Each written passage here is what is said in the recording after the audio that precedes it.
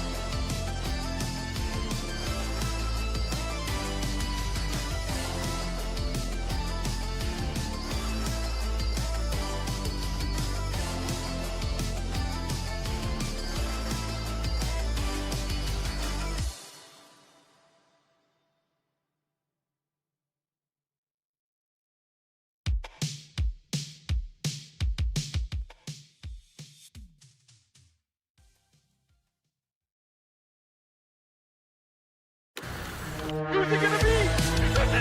One more! Oh my God! My brain's gonna explode. My brain's gonna explode.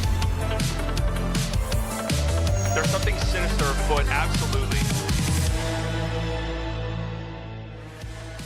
Hello, everybody, and welcome into the Slightly Biased Show here at the incredible Haymaker Studio, brought to you by Haymaker Network. Follow the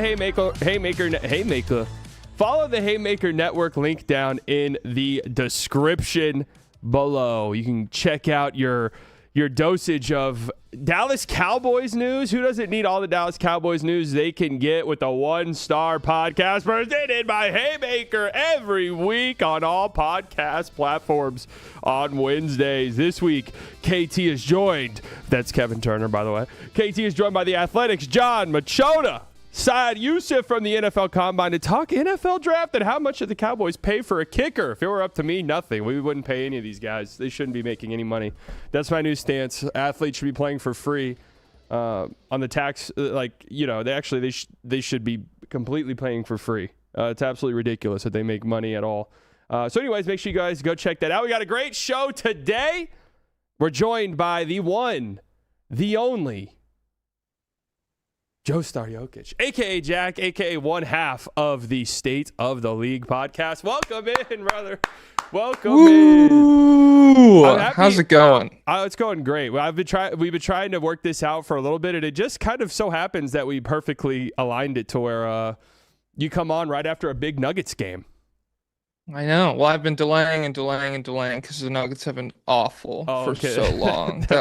Honestly, the people watching don't realize Slightly has been trying to get me on this program for, I think, a year at this point. I remember the first time I delayed was because I had a computer that could only siphon like a fifth of my actual internet usage, and so I couldn't like reliably live stream anything. And then so that was like over a year ago, pretty much. So yeah, I've just been pushing and pushing and pushing until the penultimate moment of this Denver Nuggets team. They blow out the demon Boston Celtics. And so I'm finally ready to come on and talk basketball. Are you like a doomer Nuggets fan? I have some Nuggets fans that loiter around in my community who are just like, I hate this team, or I hate my big fat Serbian slob. Like, is that where we're at?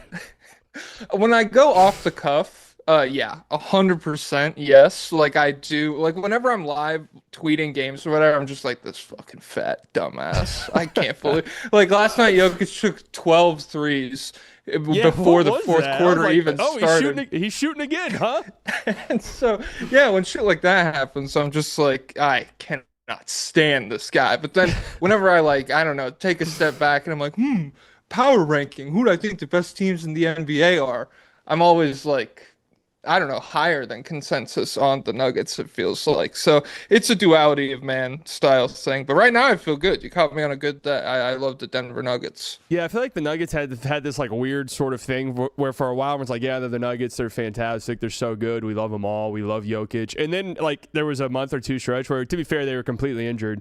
But it was like, dude, the Nuggets haven't been good for a long time. And I'm hearing all these podcasts where they're like, no, the Nuggets are like, they're going to be there in the end. And now it's kind of, I feel like, hit that point in the cycle where now people are going too hard on the Nuggets on like a national scale. And it's like, all right, they're still probably the second best team in the West in terms of championship contention. Yeah, I agree with that. It's just, I find it a little bit hard to blame people just because so much of it, like, it's not just that they're playing bad and it's not just that they're super hurt. It's like a combination of both. And so, like just one of those things is a lot to overcome for like a team that wants to like contend for the championship or whatever. And so for them to have both of those things going on, I understand people fading them a little bit, but at the same time, I don't know, like they've bought damn near infinite wiggle room with me where it's like, it's February and every game we kind of like really micro focus in on because there's nothing else going on. But ultimately, none of this really does matter. And I don't know. There's still like a lot of time for them to really get rolling by the time the playoffs roll around. Yeah, for sure. This is a live stream, by the way. Someone in the chat said better than the Spurs. I think so. The Spurs are just so green. Like, you just got to factor in Steph Castle will have a game or two where he's just dreadfully bad. Like, these are things that happen with these teams.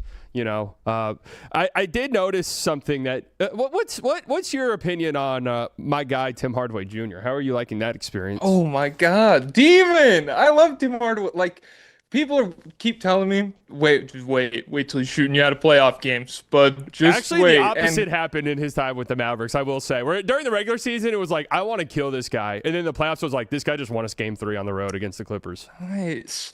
Yeah, I would say that's about been my experience where it was like when they got him on the veteran minimum or whatever, they got him on like a very cheap deal. I don't know which one. I was like, hey, the Pistons were a good team last year. And Tim Hardaway Jr. started nearly 80 games for a good team. And so I was like, you know, even if he is a guy who completely, like, we don't even play him in the playoffs, to take a swing on him, I was totally fine with. And I feel like it's worked out way better than even like the more hopeful people at the time expected. He's been, and like he's straight up won us several games, not just like off of Jokic, but in the time that Jokic missed, I felt like there's 2 or 3 games where, you know, he comes in for 22 points and it's like, oh man, we just don't win that game without him. And so, yeah, in a season where all of like the staple, then like the Aaron Gordons and the Jokic and everybody are missing extended periods of time, it's been so sick to have him on the team. Yeah, I knew that was going to be a great signing for you guys. I always liked Timmy here. His contract was just bad. I feel like he always got a bad rep. And he's a Celtics killer. I mean, he had the most points ever in a finals quarter or something like that in Game 4 against the Celtics that year. So he'll always have a special place in my heart. And I'm happy to see he's played pretty well. And for the most part, I've seen Nuggets fans like him. Now, there was this from last night where he went to the podium. Did you see that? And no one was there? No one wanted to interview him? Yeah, I was so surprised. Like, I didn't even know that was like a thing that could happen. Yeah. Like, yeah, like he goes into the media room at the end and it's completely empty and he's just like, okay, guess I don't have to do this time. I wonder if that's a good or a bad feeling for an NBA player to get post-game duties and nobody wants to ask you any questions or anything. I mean, my thing is knowing people who go to these and stuff and doing them in like college when I worked at the school paper. I wonder if he came out like 2 hours later or some shit. Because sometimes that happens where these guys will be like an hour and a half to come out. It's like, all right, I'd like, no offense, Tim Hardaway, but truthfully, there's not a single quote I could get from you tonight that will be worth me not driving home right now and stopping at Wendy's on the way back home to get the chili and nuggets before they close. But I'm a big believer in banning post-game press conferences completely. Okay. I don't like them. Make the case. Well, I don't like the little and everyone I've ever talked to, like the Big J journos, they hate them as well. No one enjoys doing them whatsoever. Get rid of the post-game press conference room. Get rid of it and abolish it. It should be sort of like guerrilla journalism. I'm stopping a player as they're walking into the locker room right immediately after a loss. And that's when I'm getting my soundbite. Yeah, I'm getting punched in the face because Tim Hardaway Jr. put up an air ball in the closing seconds of like a playoff game or something. He's like, get out of here.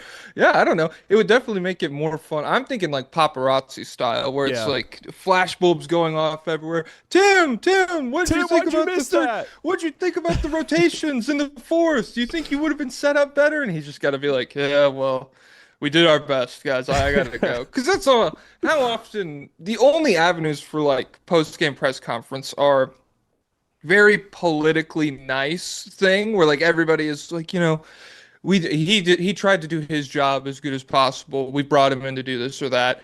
That's one. Or the coach just loses their mind on like the officials or something. Or like very rarely you get like JJ Redick being like, I thought D'Lo sucked tonight or something along those lines. But for the most part, I don't know. It's pretty like I never feel like I don't watch post-game press conferences ever. JJ Redick's a big reason I want him gone too. Because frankly, I don't want to hear the coach. And also same with Chris Finch. Like I don't want to hear the coach following a game whine and bitch about the refs ever. Like I don't want to hear it. I don't want to hear JJ explain to us why that was a goaltend in the second quarter. You guys got the shit kicked out of you. We don't want to hear or listen to it or explain it. Well, that started the momentum, dude. The goaltend, it was a snowball effect. Yeah. So, if that doesn't happen, we get a few different calls to go our way, and then we're right in it in the fourth. So, yeah, I don't know. I was listening to y'all's podcast yesterday about making the league better, that conversation. I'm a big a real intelligent one. That was a very serious. All these talks are real. I'm a big believer of, you know what, the NBA is an entertainment industry, so just go into it. And what I would do is I'd have like a press. It would be more of like I'd have them in like cattle, like fenced off the press people. Okay. And the moment the game ends, we open up the gate and they have to storm out onto the floor. All of the press people, like paparazzi members with their cameras, and they're trying to chase down these athletes as they're getting back to the locker room. I think that would be entertaining to me versus like, hey, what about that? And I always, and no offense, I love these guys. I'm friends with some of them.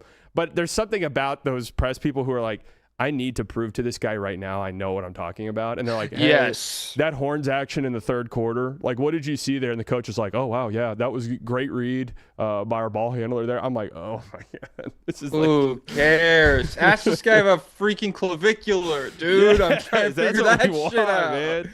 That's what we want right there. Yeah, what's your take on frame mogging, Rick Carlisle?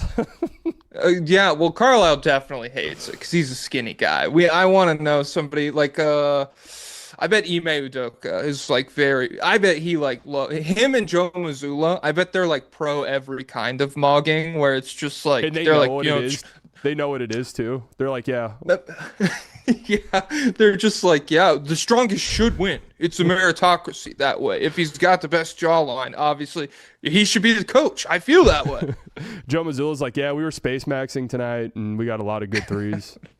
That's what I want. Well, Jaylen Brown freaking mismaxing last night with a loser, dude. Oh my God. What's your take on that? Like he really is one of the strangest players because I was fortunate enough to sit very close.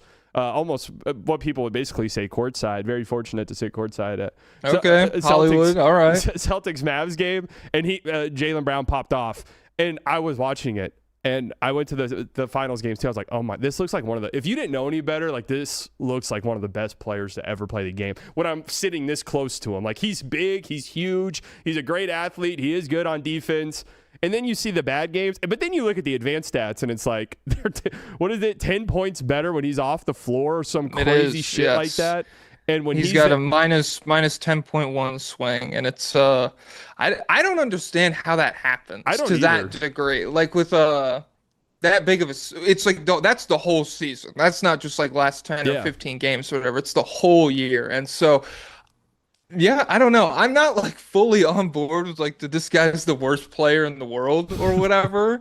There's probably a middle ground where I exist, but I don't know. I'm also not like Bill Simmons is like, he's been Kawhi for the whole year, pretty much. Yeah. It's been like Jaylen Brown and Kawhi are like the same tier. I'm also like, I don't know about that. All the MVP stuff with him, I'm just like, I would rather see Joe Mazzulla unanimous coach of the year than do like Jaylen Brown maybe MVP stuff. I'm a big Joe Mazzulla coach of the year guy. I get why it has to be JB Bickerstaff, but I feel like there's a lot of good candidates actually this year for that. No, the crazy Jaylen Brown stat is the one where it's him and Derek White are like a +7, and then Derek White without him is a +20, and then Jaylen Brown without Derek White is a -0.7. Yeah, I don't know, because Derek White's the other guy where it's like there's all these different factions online of like you like the advanced stats guy or the eye test people or whatever, and I'm always like, if you are really an eye test guy, you should be freaking the fuck out about Derek White this season, because he's somebody who misses like every shot he takes. It's the worst scoring season of his career. But then you watch and it's just like, oh my God, he's literally like saving the game for them on this end of the floor. And I need to go back and watch. They played the Suns 2 nights ago. That was the first night of the back-to-back where they played with the Nuggets. And I know they really ran away with it when they played the Suns. And I assume Derek White had a lot of shit to do with that, the way he always does. But I haven't watched the game yet. Yeah, I mean, him and Lou Dort are like the inverse of each other, where I know I'm supposed to love Lou Dort, and every time I watch a Thunder game, I'm like, is this guy the worst, like, biggest idiot NBA player of all time? And I just do not understand it, and he shoots 40% from 3, but I feel like I've never seen him hit a 3. It's the most, they're the most inverse players. Because, yeah, Derek White's, I don't even know what he's shooting. For a while there, he was in the 20s from 3 or something like that.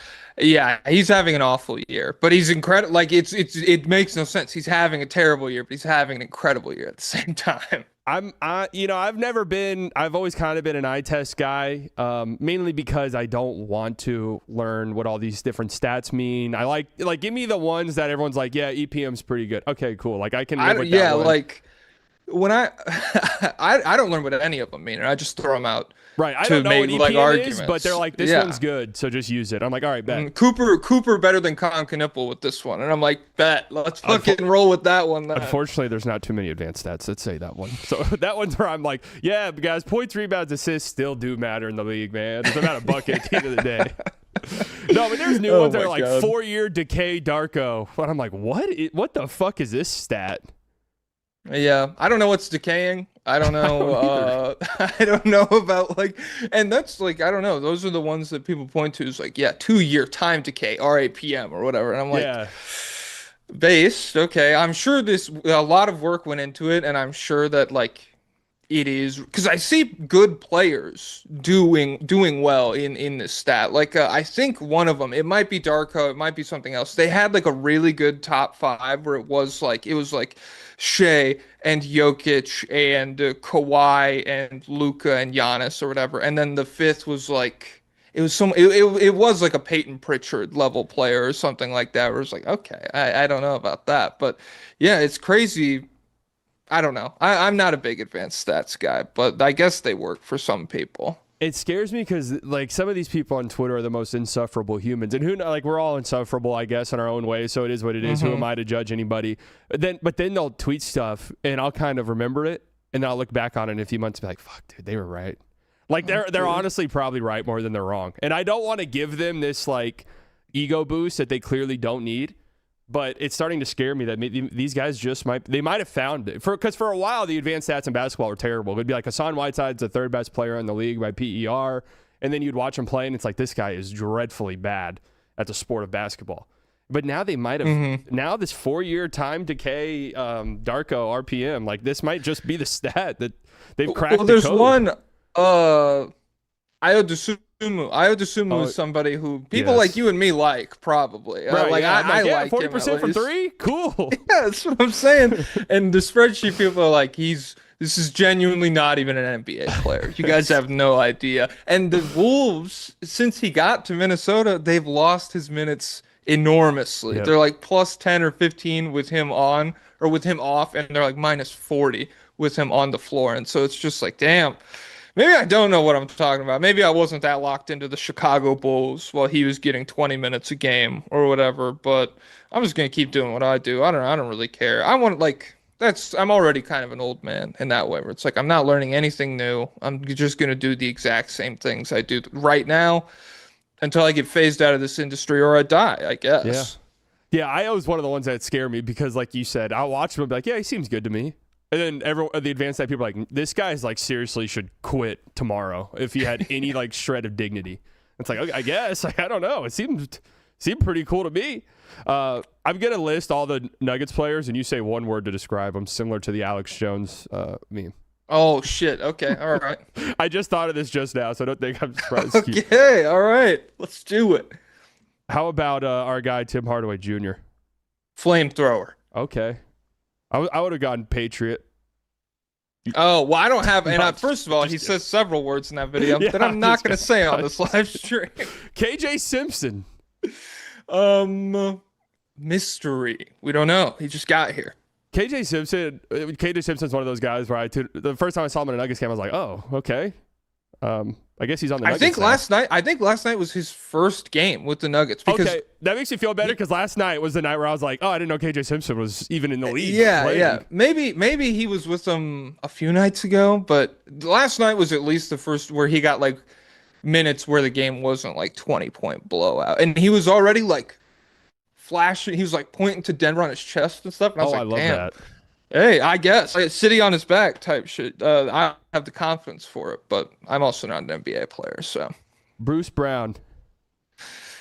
Oh my God, love. That's all I have for him, and it's like, even when he was playing poorly to start this year, I was like, I remember the good times, and that's all we got in this life, It's like the good memories that you can cherish and hold on to, and now we have calm little 15 games where his threes are falling. He's playing pretty good defense. He was great on Jaylen Brown last night. He's been a very established physical presence, and so yeah, shout out to Bruce. Love. That's all I got.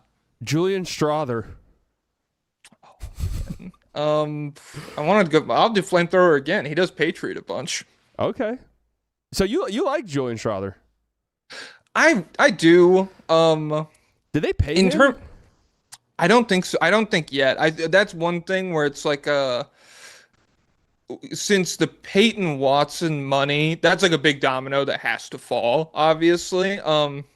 But a lot of people in Nugget circles are like very ahead of the curve. They're like, we got to pay everybody now when they show promise, because otherwise, when they take the leap, then they'll be too expensive for us to retain. And it's like, well, that's probably what they thought when they gave like Zeke Naji 4 years or whatever. But I do think Strawther, in terms of like a nice little scoring punch off the bench, he's already like in the Thunder series last year. He already swung 1 or 2 playoff games for him. And so, yeah, like I don't know. I do like Strawther. I just understand the floor is still really low with him. And they have, like, with Hardaway on the roster, they have other guys who could fill the same role.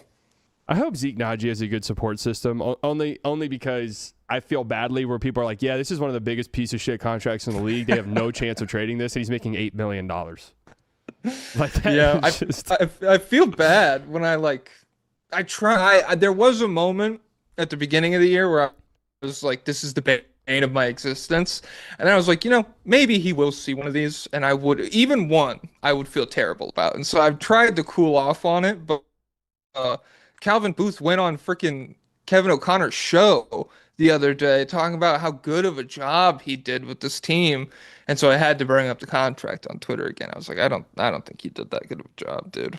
That's just so funny. You're making seven in today's NBA, where guys are making like $50 million who can shoot threes at like 38%. Zeke Nnaji's making 7. Everyone's like, this is the worst. Like this will financially cripple the Nuggets for the next 3 years.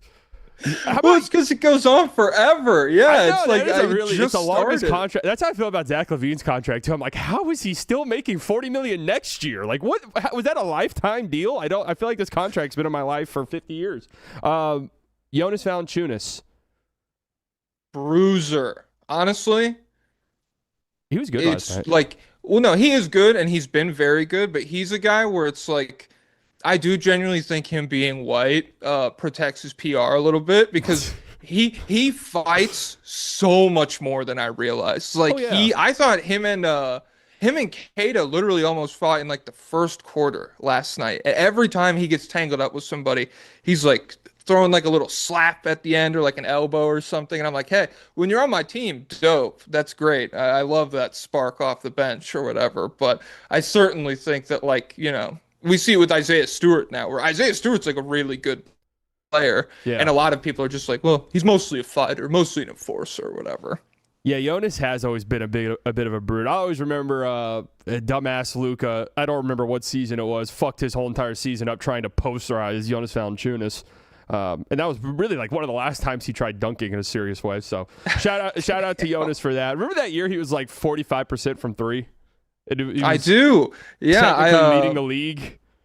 I love that. I love guys like that, where it's like 4 attempts on the season, 50% from 3, baby. Yeah. He was at least, I think he was good for like one a game or something with the Pelicans. And yeah, it was a fun year. He's a fun guy. He's just, I did not expect it to be so, I expected physicality, but I didn't expect the intensity that comes along with it with him. He's like a perfect backup for Jokic, because they both can do the like high, like dribble handoff, hard screen thing. That's why like Boogie was so good. I always wondered that, like, why don't you just go get one of these passing big men, like you can find for $2 million as the backup, instead of like DeAndre Jordan. Yeah, just shout out to DJ. Opposite. Not too much on freaking NBA champion DeAndre Jordan, current starter for the Pelicans. Yeah, what a disaster. What are they doing? Yeah, I don't know. But I do. Yeah, Valanciunas. I don't know. There's a lot of guys where it's like, he can pass or something, and then you get him on your team, you're like, oh, okay, not really. Valanciunas, I never had like super high passing hopes for, but the screens have been so sick. That's one thing where it's like, when you look at how good Jamal Murray's been this year, he's never had a screener this good when Jokic has been off the court, and that's been really big. Well, he also does the cool little like palm the ball into that little water polo pass or whatever they call it, where it's like, that looks sick. And honestly, if I just saw you do that in a pickup game, I would think you're the greatest player of all time. Christian Brown. Patriot. He is a Patriot. Shaved head this year. Okay. A lot of intensity. I do think he's it's been a tough juxtaposition between him and Peyton Watson this year, where they paid Christian Brown, obviously, and they did not pay Peyton Watson. He's going to be a restricted free agent this offseason. Peyton Watson's been incredible. Christian Brown started the year very, very poorly, and then had like a really weird ankle injury that kept him out for a very long time. But overall, I don't know. I like Christian Brown. I think if the Nuggets are going to be like a super serious team, he will be one of the players that improves. The three-pointer will start to fall again, at least at a better clip than it has been for him. And then his defense, I mean, he's one of the only guys that can like keep the Nuggets afloat on that end. It doesn't happen without Aaron Gordon, but both of them, I think, need to be in the picture for the Nuggets to be a good defensive team. Yeah, for sure. I mean, he had the primary Jaylen Brown assignment last night. Like, he's going to get those guys. I would say scary. Like, just paying him, and this has been the year you've gotten. And there was that weird injury, but it's a little scary. Because like, when you pay a guy like Christian Brown and you see like a month of bad play, you're like, oh shit. Like, it's just immediately like, yep, I knew it. Deep down, I fucking knew it. I knew it was fake, dude. 38% on 3 attempts, that's nothing. One of my biggest fears the past years for the Mavericks was when Josh Green was there, and it was like, he's going to have like a really good 3-month stretch, and they're going to give him the worst fucking contract of all time. Fortunately, it never happened, but that was one of my big concerns, was that was going to happen at some point. Who else? I mean, Jokic. Vampire, demon. I mean, beast. Jokic. What does he mean when he says I honestly couldn't. I don't watch enough Alex Jones. Maybe he legit means vampire. I was about to say, he might mean it literally. Like, I didn't know. Like he's been around for 500 years or whatever. Yeah, no. Jokic, let's say mortal. That would be a good word for him this year. Next level. Finally got hurt. He's finally looked a little regular post-injury and stuff. And so, yeah, mortal. Jokic just seemed like more of a human being this season than any other regular season past. God, the MVP race is just it's become so bizarre. Because there was this little window where if Jokic just came back and was, Jokic, that he would be the favorite right now with SGA out. But he hasn't played that great. And SGA's now missed enough time where you're like, okay, should we start getting worried about, like... Luka winning his MVP this year would be hilarious if it was just, well, I guess Luka's winning it this time. Well, I'm thinking the other way. So on the State of the League podcast, we did a whole episode about this maybe a month and a half ago, where we broke down the funniest realistic all NBA teams and stuff. And there are a number of guys, like back then LeBron hadn't quite missed the cutoff. I think Steph hadn't missed the cutoff yet either. Both of those guys are eliminated. And so really, if Jokic misses the cutoff, that's immediately what I pivot to. It's just the most ridiculous outcome, rooting for that. And so I feel like it's even crazier for Shea and Jokic to both die, and Luka still loses the MVP. Yeah. Like it's like the one season where it's possible, and then it's like, the Pistons are crazy this year. We gotta give it to Cade, baby. Dude, Cade winning MVP over Luka. I just can't imagine the Twitter outcry from the Luka stands. Man, that's been an adventurous last few days. I wanted to ask you this. Do you still feel like, because I don't follow any Luka people on Twitter, do you feel like the Luka support circle on Twitter is the smallest it's been in a long time? Like, I feel like he's got more haters than ever. Yeah, I mean, I definitely feel like there was a stretch, and there always is. I made this point yesterday where, like, when you're a young player, you come in and you're incredible immediately, everyone loves you and adores you. Like, you might have one or two vocal hate, but, like, for the most part, everyone's like, this is the future face of the league. We love him. He's going to be top 5 all time. He's going to win. He's going to win 8 rings. He's going to all this. And then, obviously that doesn't happen because it never does.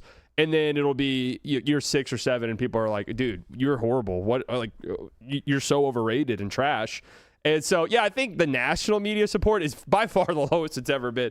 I would say for the last 2 years, though. I mean, the finals, and look, I was at that game 3. It was horribly bad, just to be completely and totally transparent. That was really bad that summer, even after a finals run. This is by far the worst. But his, like, tight, Luka stand circle, they are vicious. And they'll come after you, and they'll send you death threats and, some Slavic language, and it's terrifying. And they'll speak English to you. I mean, I'm sure, I don't know, you're a big Jokic. I don't know, has a Jokic stan ever came at you for not, riding too hard for him? Honestly, no. I feel like it's always American people, or at least people who are like, their Google Translate is really good, and it just makes it sound like regular. The Slovenian one's not good. They'll be like, you fuck bitch, you fat fuck. I'm like, whoa, dude, like, come on, man. But I just said I wanted him to get back on defense. Like, that's literally all I said. I don't need all of this. But yeah, it's interesting. I don't know what it is. I feel like it. Jason Timpf had a monologue. Did you hear what he had to say about this? I didn't watch it. I saw it came up on my feed, but I didn't see it. Let me hear it. It actually was, and I actually agreed with him in what he said. Was that out of all the top guys, Luka's obviously in that mix of like the top 4, the consensus top 4 of Jokic, Shea, and Giannis, and Wemby is like slowly creeping into that. But out of those guys, he probably has the lowest floor and the highest ceiling. So like. He has, because of his play style, just this floor that he can get to where it looks really ugly. And that's why there is this reaction. I was like, you know what? That's probably the best way to describe it. Yeah. I mean, I agree with that. Ceiling, I have no idea. And he said he has the highest ceiling out of all of those guys. Yeah, I don't know about that. But it's fine. That's not, I don't know. Like, I don't think it's very productive to be like Like I don't feel the need to introduce any more negativity into the Luka sphere right now. I feel like that part of it is like pretty well covered. Yeah. And so I don't know. I feel like I just were you happy? So do you still root for Luka? You still want good things for Luka outside of Dallas, you would say. If Luka demanded a trade or what left in free agency to somewhere else, I would be way more in. Okay. I can't do All the Lakers Fuck thing. I mean, you, that's it. I cannot do the Lakers thing. I've tried. Somebody left a funny comment on my channel because it is true. I'm a big LeBron's the GOAT guy. He's one of my favorite athletes ever. Luka's obviously one of my favorite players ever. They're playing on the same team, and yet I just cannot root for him because – and I don't even hate the Lakers. Like, I've rooted for them in the past, but it's just the fact that they, stole my boy, and that's really it. Yeah. Well, I would say, wait, what the hell? I totally just lost my train of thought. We were talking about It's like Luka and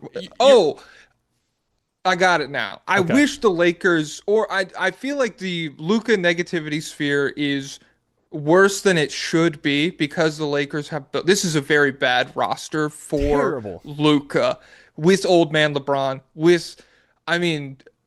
Dominating has been about as bad as I expected him to be and everything. And then Reeves, shout out to Austin Reeves, very good story from like undrafted or would have gone in the second round or whatever to like legit all-star level player, but still not so like I don't know. I just don't love the roster construction around Luka, and I feel like it's making all the perception of him much worse than it needs to be. Yeah, it's just and then you have to also factor in the LeBron angle where it's like this is how LeBron teams get talked about. Where like they need to win, and then there always is a scapegoat, and it's way to a lesser extent now than it was like in 2016 when Kevin Love would just be getting destroyed every single night on every single talk show. But yeah, it's become it is really bizarre because yesterday it was like every show talked about it, and it was like, yeah, Luka's a crybaby, and he'll never win. And it's like they get their talking points from someone is what it feels like almost. I don't know who it is. The big ESPN. They're sending out a memo. Did you see Jeffrey Epstein? I don't know. Well, I did read his sports column back when it was out. Like I was around all the time, and I was like, "Damn, no, okay. I wasn't actually." You were subscribed to the newsletter. Yeah, I wish it would have been. That would be a fun little anecdote. As I was reading what I did read the screenshots that were going around. Not the most in-depth stuff in the world, but it made me re-examine the shit I say. Because I'm like, if I can't provide more serious commentary than Jeffrey Epstein, I should like be applying myself more to this line of work or whatever. His was just like, the Nets are terrible. Yeah. It's gonna be a while before they're good again. But everybody's terrible sometimes. On to the next team. And so, yeah, I guess he had a lot of other stuff going on. I don't know how focused he was on the sports column.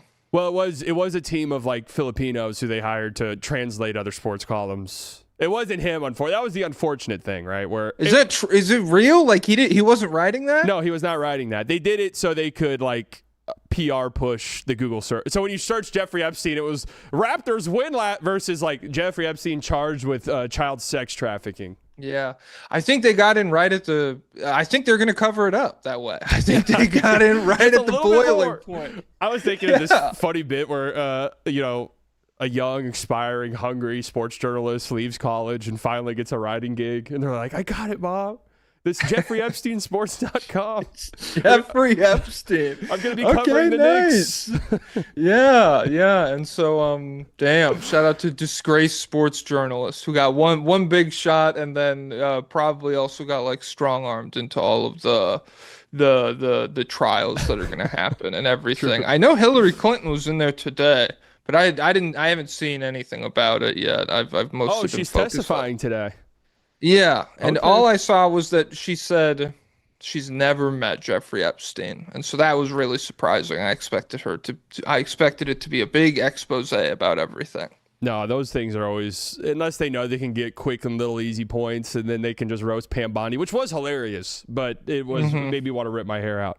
But yeah, I love the scroller at the bottom of the screen. I've never been on something with so much production value, and so I love us pivoting to Jeffrey yeah. Epstein, and it just at the bottom says, "Subscribe to the Haymaker Network for more sports, baby." That's right. That's right. Jeffrey Epstein, sports, and Jeffrey Epstein here at the we're the only sports network that is actively covering the Jeffrey Epstein files as well. No, I can't believe that wasn't a bigger thing because I saw that and it was a real website. Obviously, he didn't write it, but I was like, this is hilariously funny that there is a Jeffrey Epstein sports website that was talking about Rajon Rondo. Like, he did a whole article about, like, yeah, Rajon Rondo, like, might be the best player on the Celtics. Back in 2010, I'm like, oh, shit. Okay, nice. You know he's leading the league in assists, guys, and they're like, "Dude, just make the plane take off. I'm not trying to talk to you about the Celtics." Bill Gates or whatever is like, "I just don't believe. I think Kevin Garnett's too old." Or Yeah, I read your like column that. today, Jeff. I don't know, man. I don't know about the Celtics this year. Would you have that on your resume if you were one of the people who were writing those articles? Is that like, yeah, I was there for 2 years, but I was a sports blog. What blog? I forgot. It's not there anymore. Yeah, I bounced around for a while. I don't know what's better. Because I also have never. I've been a sports influencer since I graduated from college, and so I've never had to. Is it better to have a 2-year gap on your resume, or is it better to have 2 years working at sports.jeffreyepstein.org? I don't know which one employers are more concerned about. Yeah, I feel like you almost have to own it. It's like, yep. And I was responsible for pushing down the child sex trafficking searches on Google. Eminem 8 Mile type shit. I didn't know I was doing it, but it worked. That's what I would say. I was unaware. Nice. They paid me to write about Rondo, and I did, and that's all that we had to do with that. And so, yeah, I don't know. Imagine That like would a be hiring crazy. agency. You send out your your past work, your portfolio, and they're reading like, it's a good article. What, Jeffrey Epstein sports. The fuck? Epstein Sports. Yeah, just Okay, ignore that. guys, Ignore that part. we'll just keep. It's just about the writing. You had to get it published. Every news outlet has something bad going on. Okay, it's just this one particularly had a couple nastier things. I will say, in college, I got like a little unpaid gig writing about the Texas Rangers for a website, and I got it through a Reddit post. So that they don't care where you write. That's nice. I started a Substack when Luca got traded, and I've written 2 things on it ever since. And so, Substack.com/Jokic Joestar or whatever. It's a great ad for that. Yeah, it's really boom. Every couple months, I'm like, I should get back into that. And then I'm like, I sit down at my computer. I'm like, print's dying. I don't care about this stuff. No one reads anything anymore.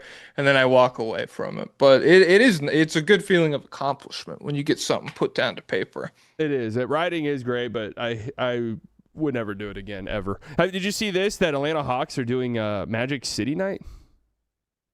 Magic City, the Magic City wing Monday. place? Yeah. The Wings restaurant? The Wings restaurant. Some of the best wings in town. Yeah. They're giving out Well, that's good. I don't Magic know. City hoodies. Oh, okay. I if I was a parent, I don't know how cool I would be. But I'm not a parent, and I just wouldn't. I don't know. People aren't dumb. There probably won't be that many kids there, I guess. And so, whatever. That's a fun little collab. Top reply, Rob Perez. Will kid sizes be available? Oh, okay. Thanks. Shout out, Rob. That's the guy who follows like 1 million people on Twitter, right? I had to unfollow him because he wasn't following me. And I was like, all right, so you follow 1.2 million people and I didn't make the cut. So that made me think, all right, man, you're done for me. Well, that's the same. I'm the same way, where it's like, and there have been funny screenshots about this, where it's like someone with 3 followers, one of them is Rob Perez. Yeah. It's like, how did I miss the cut? I'm on here all the time, and I talk about basketball. How are you not following me? But yeah, shout out to Worldwide Wob, I suppose. 1.2 million following. That is lunacy. But I like this, actually. I know that, yeah, and they are framing it, they're advertising it like, guys, it's the Wings place. I think it's funny. Let's go. Like I said, this is an entertainment industry. Let's buy in. I think every team should do this based off the culture owner. Like I know, like March 16th, Mossad night at American Airlines Center. Every first 5,000 shit. fans get a Palantir drone fully functioning. Okay. Well, I've been on the grind. I think the Wizards should rebrand to something more militaristic. If they're like, if you're not going to embrace the silliness of being a wizard, then you should be like the Washington Drones or something like that. Yeah. And yeah, I don't know. I feel like that could fit in pretty well. I've also been like, we were talking about this on the pod the other day. When Washington rebrands, it's a team that should always reflect like the state of the country and everything being the nation's capital. And so Washington should just have like a very evil rebrand for the next 4 years. Like it's all like black and red and gray and stuff. And like it just looks like a fascist empire when you wipe out over the crowd. I feel like that would be cool. And Trae Young and Anthony Davis. It's the start of a new era. So you could be the evil Wizards. Yeah. Someone in the chat said the Grand Wizards. Okay. That's a step in the right direction. I like where your head's at. I could see it. Okay. I wasn't going right there, but we can tweak it. We can workshop it. Yeah, I hate that the Wizards don't just do some gimmicky ass Wizards thing. Like, why are they so against their own brand? It makes no sense to me. Their current brand is so boring. I know. It's one of the worst in because their brand right now is still like really like 2018. I feel like that's probably the last time they rebranded, where it's like it's all still very sleek lines and like minimalist, and the colors suck, and there's nothing like every year when they do their cherry blossom stuff, everyone's like, oh, this is way cooler than everything else you do the entire season. You should just stick with this. And so, yeah, I think if they hit on a big pick this year, I would expect a rebrand from them. Well, we've been saying about the Mavs for like 20, 30 years, where it's like, all right, Luka, it's time for the rebrand. Never came. All right, Luka's gone. Cooper's here. It's time for a rebrand. They knew, dude. Nico said, guys, don't do it. Don't do the just wait. You're not gonna want to rebrand for a couple more seasons. I honestly don't even like this is one of my unpopular opinions. I really don't even like the cherry blossom jerseys that much. I don't just think like pink is such a cop out. So it's like, we put pink on the jerseys, guys. It's like, okay. Mm-hmm. I want a wizard on the front. I want a wizard that takes up the whole front of the jersey. Yes, I want like a guy casting a spell on the warm-ups or whatever. Like I want a literal human being on the front of the jersey shooting some shit out of a wand. I don't know. I don't hate the cherry blossoms, but I do feel like it's like a gimmick that a bad, boring team has started to fall back on a lot. It's more so that the rest of their stuff just sucks to me. Yeah, it's one of those like when they first introduce it, it's like, oh, okay, and then by year 2, it's like, yeah, well, okay. That's when baseball does their like city jerseys, and they're cool for like 3 weeks, and then as a Rangers fan, I'm like, I don't want to see that fucking Peagle ever again, or whatever it's called. And they still trot it out there. Like those, here's the thing about those type of when you have your established jerseys, it's cool. But once you have like the alternate jerseys, which I'm a fan of, and I think they should cycle every year. But like the gimmicky jerseys, once you see one of your favorite players like tear their ACL in the gimmicky jerseys, and it's like that jersey should never be worn again.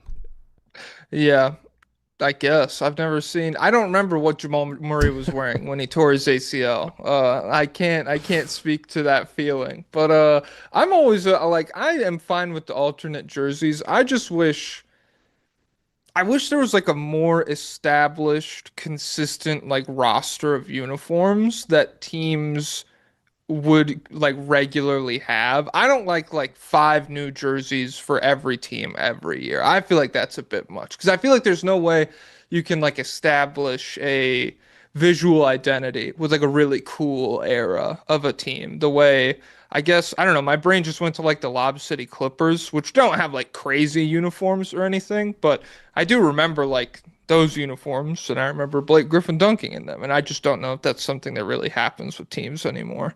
Yeah, I agree. I think that teams should change jerseys the moment. I guess maybe it's hard to tell that there's an era shift happening in the moment, unless there's just like big roster turnover.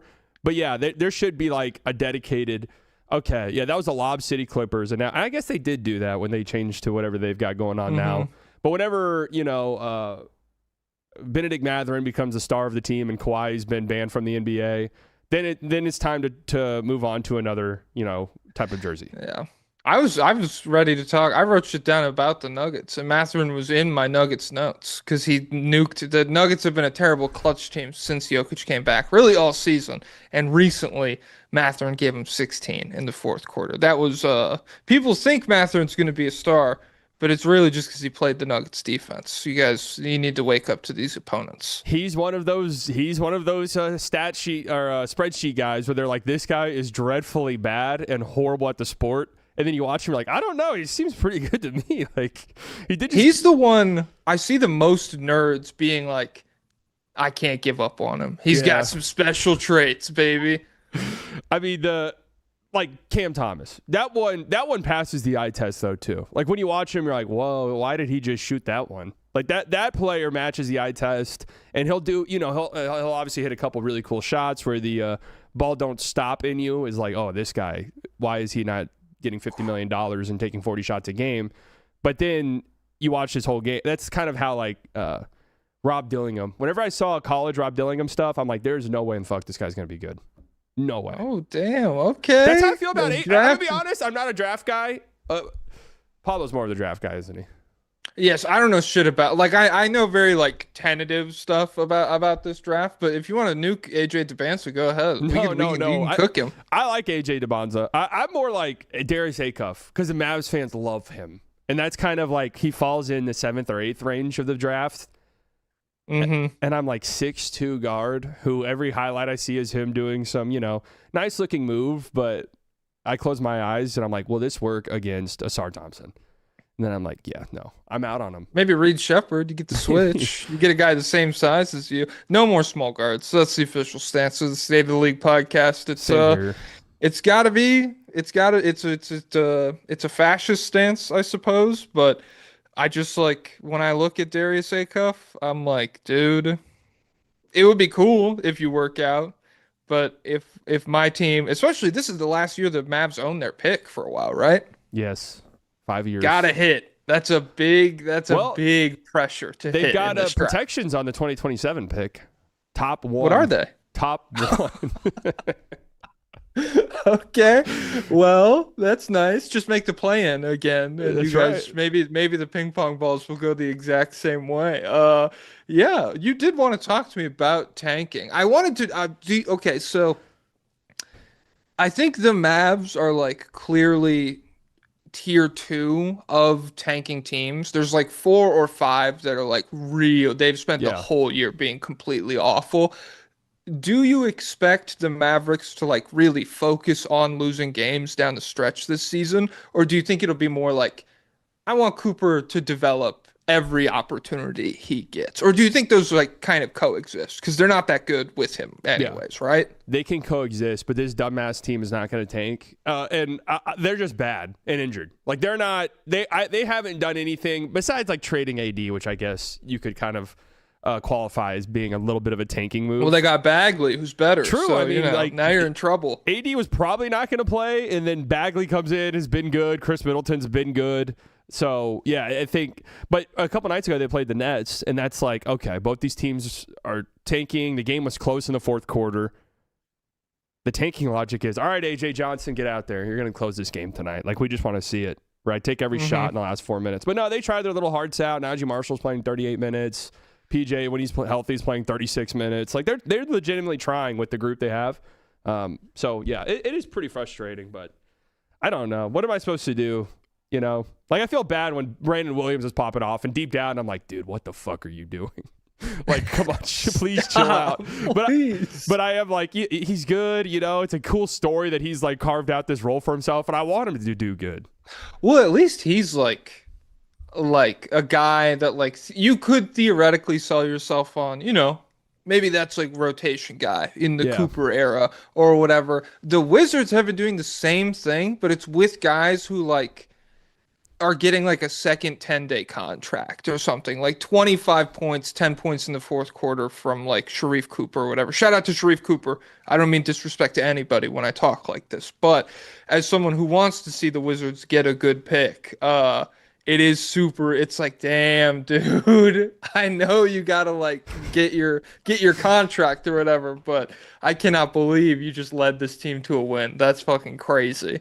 I actually think in some ways what the Wizards are doing is more despicable than what the Jazz are doing, because they're just like benching second year guys. And that's like, dude, like you're supposed to have Sarr and Keontae George out there, or Keyshawn George out there. Like you're supposed to have those guys out there. That's the whole point of this whole thing. And they're like, no, his hamstring hurts, so we're not gonna do it. And what's crazy, like, I feel like, well, because the Jazz also did it to some extent, and I don't know what they're gonna do down the stretch here, because they might kill somebody on their team.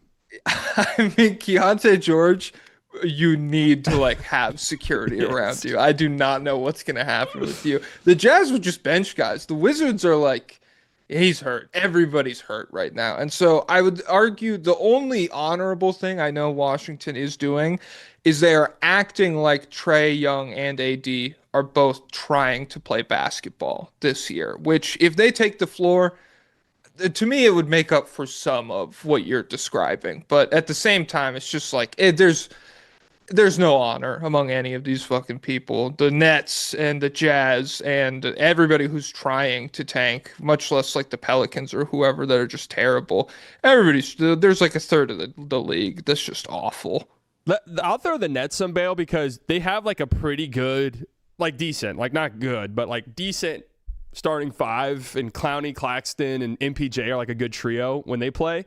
But what they'll do is they'll have these bench lineups. They're like all five of their rookies, or like three of their five rookies who are all terrible.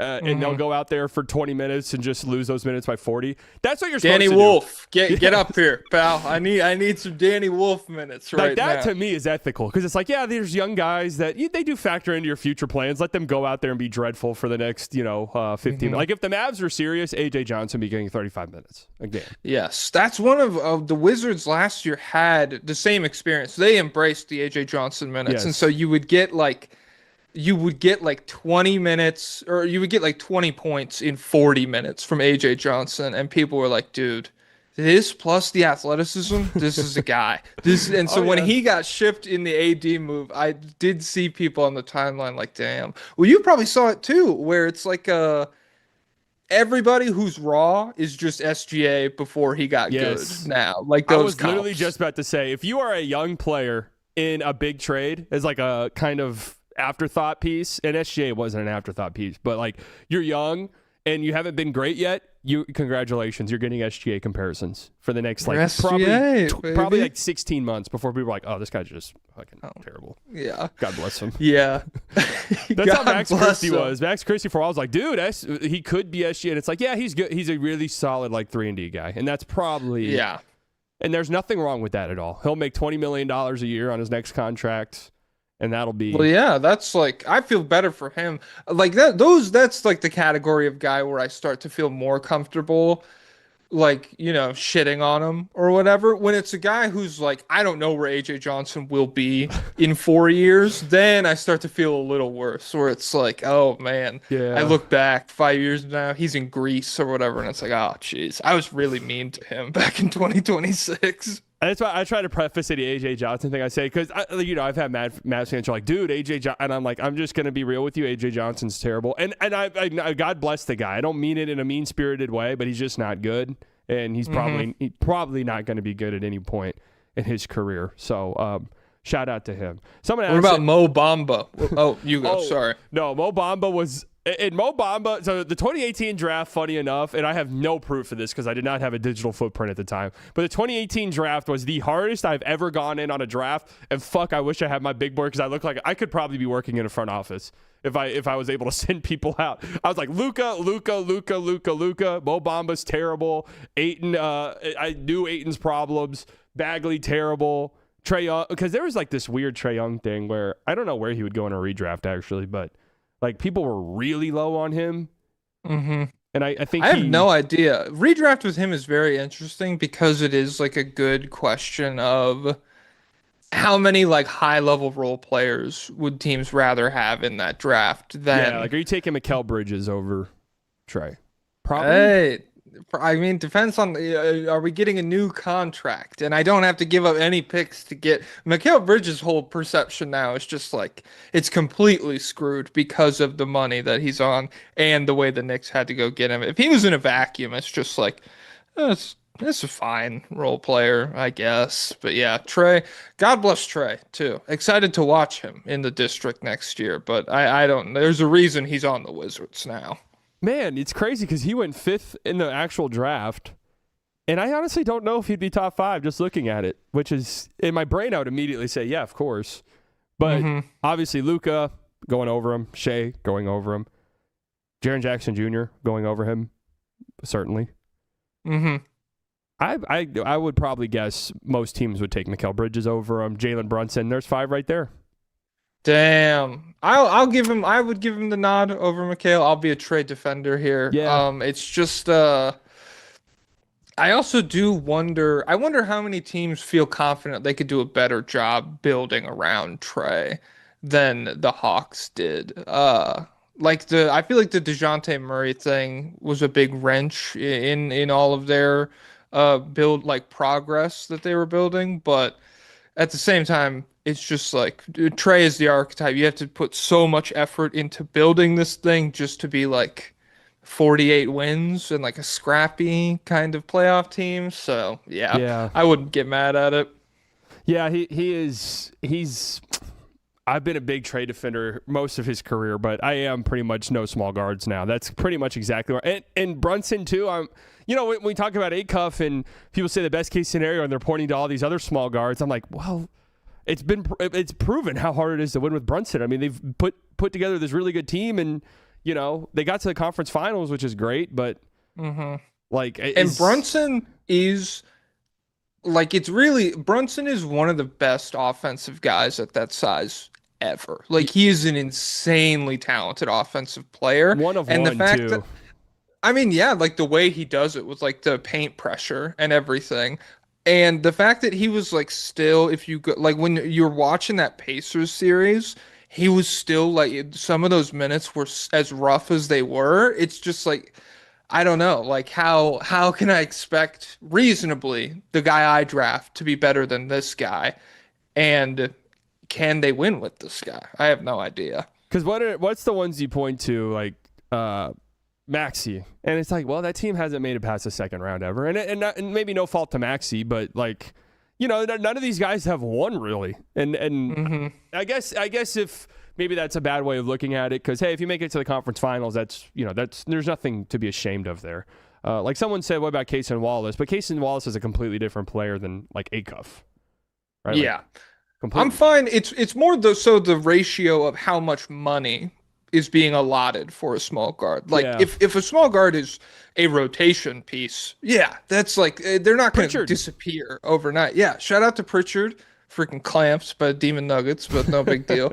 Shout out to Cason Wallace, like guys that are either extremely skilled or have incredible. Like Cason Wallace's wingspan is enormous. On top of how good he actually is, like he has really good physical tools for a guy that size. But max contracts for them, I just don't know if that's going to continue to be a thing. Yeah, that's true. The moment Cason Wallace is making like $30+ million a year, that's when it's like, ugh. Oh damn! What's the salary cap look like? Okay, it's $4 billion. So we've got enough room for everybody.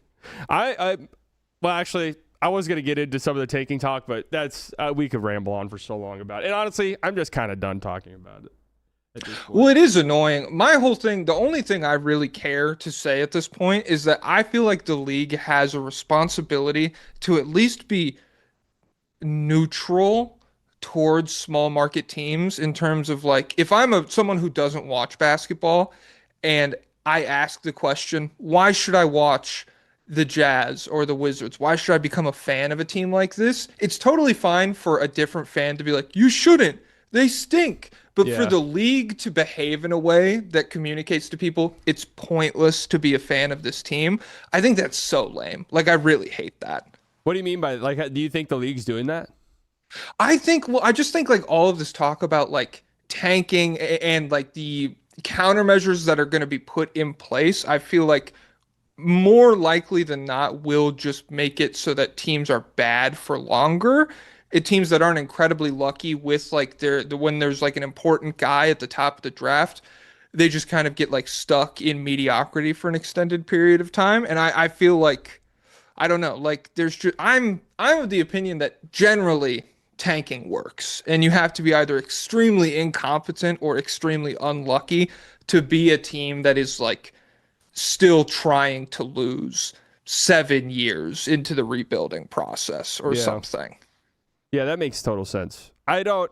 If I were, and I've said this, if I were the commissioner, I think I'd probably have more of an iron fist. Like, I think part of it is just the discourse surrounding it is so vocal and loud that it's hard to, like, this happens every year around this time. The All-Star break-ins. We had the high from the trade deadline, and then now that's gone, and it's like, doing Molly or something. Now you're coming down and you feel terrible and like the world's awful. And now we're like, oh, this league's fucking terrible. Like, what on earth? I'm a fan of this piece of shit garbage. Like, what? How are we gonna fix this league?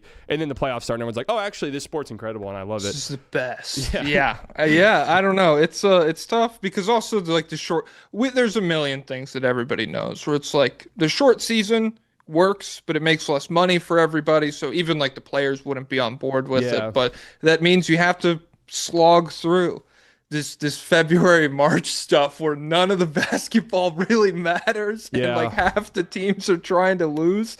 It's ridiculous, man. There's no fix to everyone will tank. That's why I've become, if you're a big time anti-tank guy, and that's like your thing, I'm going to spend the next 3 months talking about how horrible tanking is for the league. Okay, either propose we're going to do flatten odds or we're getting rid of the draft. Otherwise, please stop complaining about it because it'll never go away ever. No matter what little rules you add in, like, oh, this pick actually, like this spot in the standings actually gets the highest odds, everyone's just going to tank. It'll always lead back to tanking. Always, no matter what. So...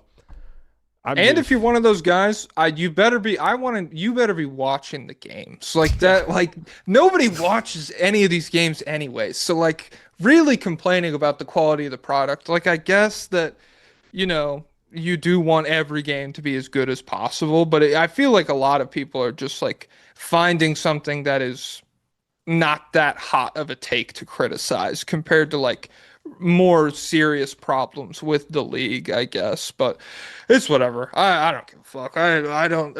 Everybody is so negative around this time of the year, and you and I are doing it too. We're negative Nancy's. See, I feel fine being negative myself because I feel like I'm coming from a place of genuine love. Like, I do love the league, and I will sit down and I will watch the Pacers and Nets. Like, I will sit down and I will watch it, and by the end of it, I'll be like, oh my God, who the fuck were the last 5 guys who scored buckets for the Pacers? I've never even heard of them. But then, like, people just give in to the, like, Jacob the Clippers, who just spend all day on Twitter, who are like, this league is terrible. It was so much better in the 90s. Like, they would have killed. This game was better when Kobe was playing, dude. That's every Jacob the Clippers. Kobe would never let this shit slide, man. Yeah. They would have actually stoned LeBron in the 90s on the court. The fans would have been giving stones going into the arena, and he would not have made it out. And it's like, these guys, like, lead the conversation, funny enough. They're, like, at the focal point. That used to be, before Kevin Durant, something happened, and he's not on Twitter anymore. That used to be a guy he would go back and forth with on Twitter a lot. Oh, he's still on there for sure. Like, Kevin Durant is, there's no quitting for him. He's not, it's like when you're an addict, you have to want to quit, or otherwise you're never going to quit. There's no way Kevin Durant wants to quit Twitter just yet. Maybe ever. I wonder. I would love to be a fly on the wall for like, I bet there's been a couple hours where he's been like, social media detox, I'm taking a break. And I wonder what that's like in his house or whatever. He's like, I got to go to the gym now because otherwise I'm going to lose my mind. As a guy who has sometimes a bad screen problem, I will say every now and then I'll just like plug my phone in and leave it in another room. And I'll just be sitting like reading or something. I'm like, dude, I feel like completely, like I feel so performative. Like for 30 minutes, I'm like, all right, let me go get my phone. But in that 30 minutes, I'm like, I'm a free, like the world doesn't matter to me. I'm so like, well, sometimes it can click for me, but I'm terrible. I have my phone next to me while I read, and I do like a brain rot, like I got a page in. Let me see what's up on Twitter or something. I cannot have my phone by me when I read ever, because then it gets really bad. But I will say I did a thing a couple years ago when I went to Europe, and I Like, it was right when free agency was starting, and I deleted all my social media apps, and I came back. I genuinely did not know what happened in free agency the first couple weeks. And people were. Do you remember what year? Like what you came back and it was like, yeah, it was right. They after, didn't re-sign Brunson. No, it was a couple years ago. So it was the Paul George to the Sixers. Mavs just made the finals. They got Clay, and I knew they were getting Clay before I left, so that one wasn't like surprising to me. But yeah, it was kind of fun, and it worked. It was way easier than I thought, but I would never do it again against my will or on my own free will.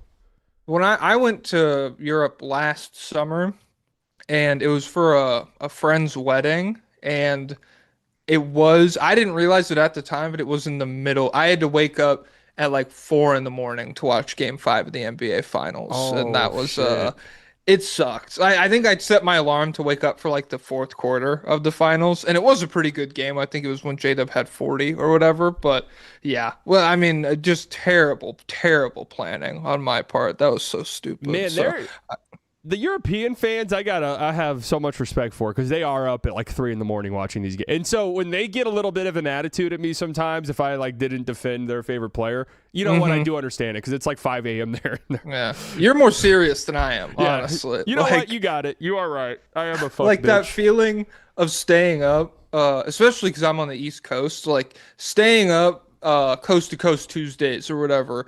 It's like 1:30 in the morning, and the Nuggets just blew a fourth quarter lead or whatever, and then I close my computer and it's just silence. Having that be like 5 a.m. and having to like go to work after, I couldn't get on board with that. Well, I actually thought it was peaceful whenever I was in Europe a few months ago. And you know, the Mavs to me were already dead at that point, so it didn't really matter. But there was something nice about waking up in the morning, open up my phone, I check the score. Okay, I already know what happened. Maybe I'll go back and watch. That's such a hilarious routine. Oh, Mavs got fucking bodied by 25. Let me have a good day today. Open up Twitter. I see. Oh, Cooper Flag had a bad game. Fuck, my whole entire day's ruined now, because that's all I'll be thinking about for the next 12 hours. What did Khan do? No, he's good again. Oh, that's how I've been recently. Coop hasn't played in damn near a month, and I'll look, and Khan Knipple is always like 10 of 11 from the field and 8 of 9 from 3. I'm like, how does he? I look at his percentages, and it doesn't even make sense to me, because it feels like he's 60% from 3. I've never seen him miss a shot. I know. Yeah, it's like I feel like he has to have like off nights that I don't watch, where he's like 2 of 9 or something, because when I tune in, he is always like 4 of 8 or whatever, and he has a great fourth, and he's so poised and polished, and I'm just like, damn, what a shout out to the Hornets. It's good. I don't care who wins the award at all. It's nice that the Mavs got Coop. Fucking rigged, whatever. And it's nice that the Hornets finally hit on a guy that hard. Both of those make me happy to see. Yeah, I mean, I'm a little bit worried, because I just need Coop to come back and just start scoring 35 points again. Like, it doesn't matter. Don't look at his plus minus. It is what it is. He put up 40 points. We all saw the highlights on House of Highlights, and now he's going to win Rookie of the Year. So that's and I'll know deep down that what the advanced stats say, but it won't matter to me.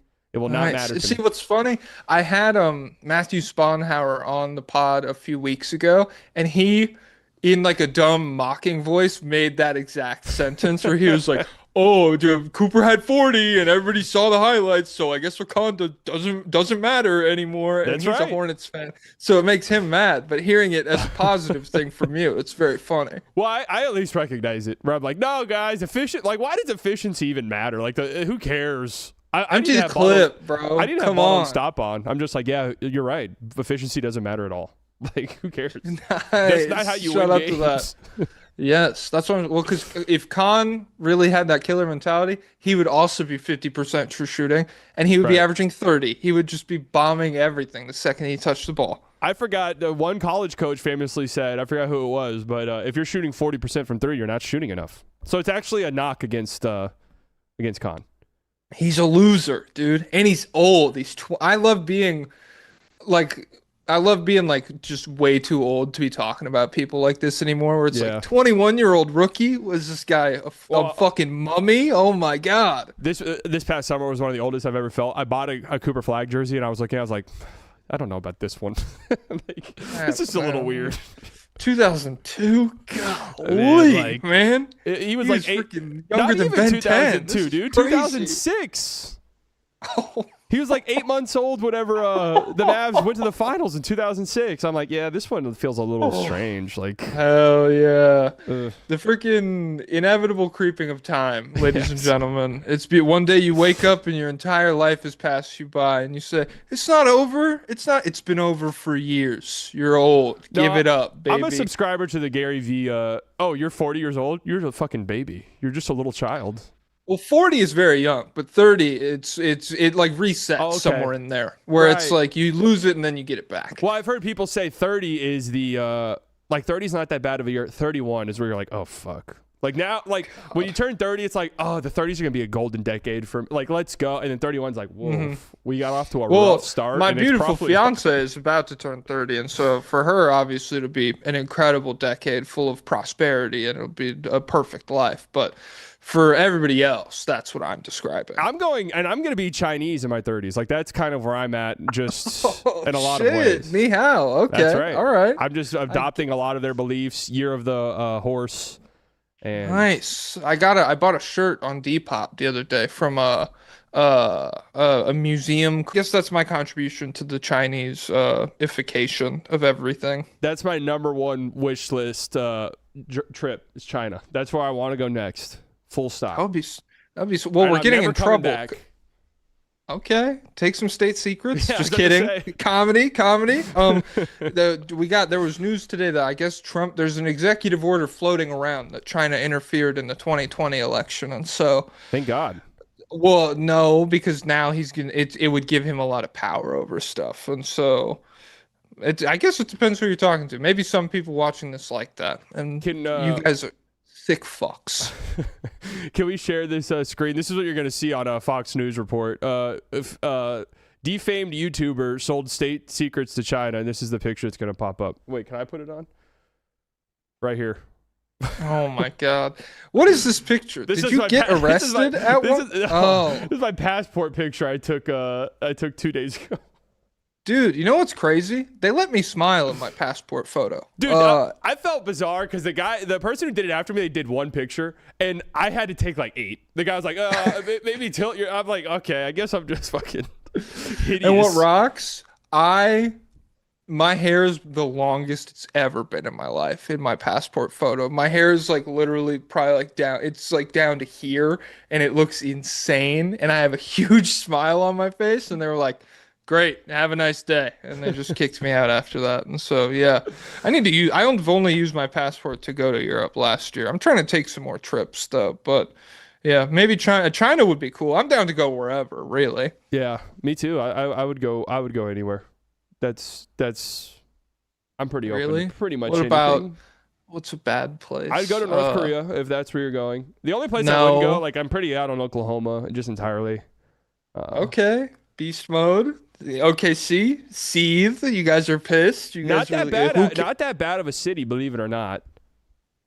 Well, what's around it is the thing. Desolation and open plains. In the little bubble it's in, it's really not that bad. Mm-hmm. Hotels in Mexico. Well, give the rest. I'm going to Mexico in a couple of months. I hope everything's cool. I hope. Hey, listen. I hope that for your sake too. Yeah. I hope everything's settled down. No, okay, Israel. Yeah, we could scratch Israel off the list. That one is. Dude.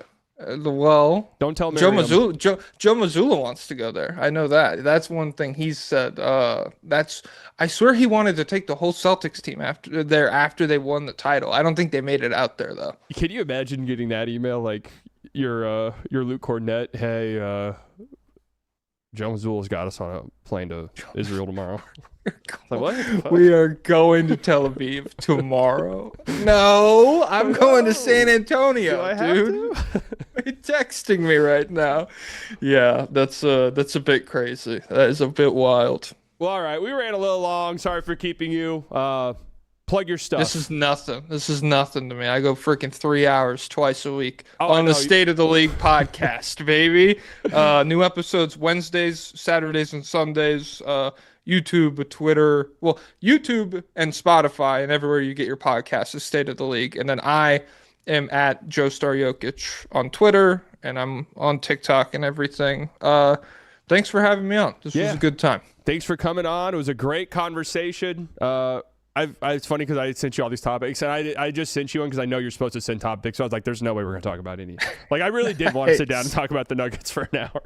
Dude, doesn't matter. Well, it's because their clutch rating, second worst in the league, everybody. So that's all we need to talk about with the Nuggets. Second worst defensive rating in the clutch, fifth worst net rating. Interesting. Very interesting. All right, we'll have to monitor that situation as the playoffs get closer. Thanks for coming on. Thank you guys for tuning in. We'll be back next week. I love you all. Enjoy your weekend. You have until tomorrow if you're in Texas to vote. Early voting ends tomorrow. So get out and vote in those primaries. I won't tell you who to vote for, but use your brain. All right, love you guys. Bye. Who's it gonna be? Can you still hear me? My brain's gonna explode. My brain's gonna explode. There's something sinister afoot, absolutely.